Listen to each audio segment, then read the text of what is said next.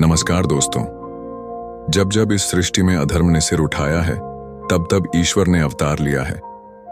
ऐसी ही एक दिव्य कथा है भगवान कार्तिकेय की, जो शिव और शक्ति के पुत्र हैं, देवताओं के सेनापति हैं और धर्म की रक्षा के प्रतीक हैं।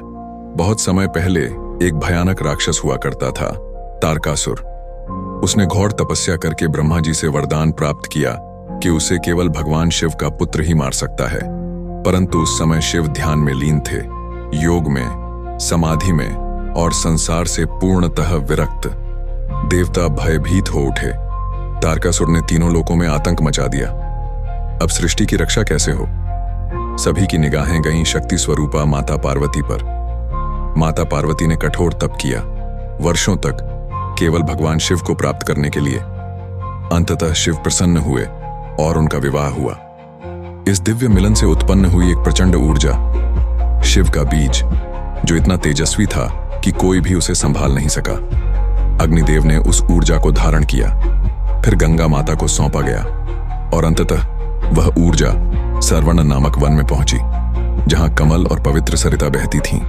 वहीं उस दिव्य ऊर्जा से जन्म हुआ एक अद्भुत बालक, जिसके 6 मुख थे। उसे 6 कृतिकाओं ने पाला, इसीलिए उसका नाम पड़ा कार्तिकेय।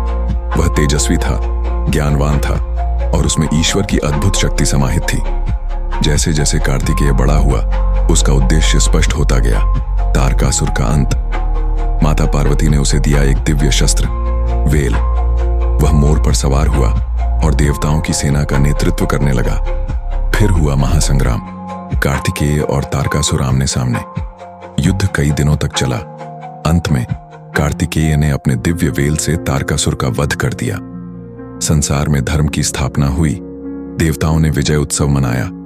इस वीरता, ज्ञान और करुणा के प्रतीक देवता को हम आज भगवान कार्तिकेय के नाम से जानते हैं।